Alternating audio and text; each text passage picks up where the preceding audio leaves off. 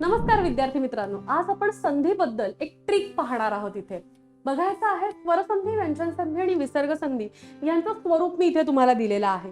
पहिल्या शब्दातला शेवटचा वर्ण अधिक दुसऱ्या शब्दातला पहिला वर्ण काय असला पाहिजे ते आपण बघितलंय. स्वर अधिक स्वर, व्यंजन संधीचं व्यंजन अधिक व्यंजन किंवा व्यंजन अधिक स्वर आणि विसर्ग संधीचं विसर्ग अधिक व्यंजन किंवा विसर्ग अधिक स्वर. हे जे पहिले आपले वर्ण आहेत यांच्यावरून आपल्याला ही संधी सहज ओळखता येते. म्हणजेच काय, स्वर अधिक स्वर मध्ये हा जो शेवटचा वर्ण आहे, स्वर हे पूर्ण उच्चारांचे असल्यामुळे तुम्हाला पूर्ण दंड इथे दिसून येतो. ठीक आहे, पण ते व्यंजन जेव्हा सुरुवातीला असतात तेव्हा ते अपूर्ण उच्चारांचे असल्यामुळे तुम्हाला पाय मोडलेले दंड दिसून येतात बहुतांश वेळा. आणि विसर्ग असल्यानंतर तुम्हाला हे दोन असे विसर्गाचे टिंब दिसून येतात. पण त्याच्यासाठी काही अपवाद आहेत बरं का, जसं की तेजस अधिक कर्ण. अशा वेळेस काय होतं, सच्या पुढे कोणताही व्यंजन आलं तर स जाऊन त्याचा विसर्ग होतो. म्हणजे संधी केल्यानंतर विसर्ग आपल्याला मिळतोय, अगोदर आपल्याला इथे व्यंजन आहे. अशा वेळेस फक्त काळजीपूर्वक राहायचं.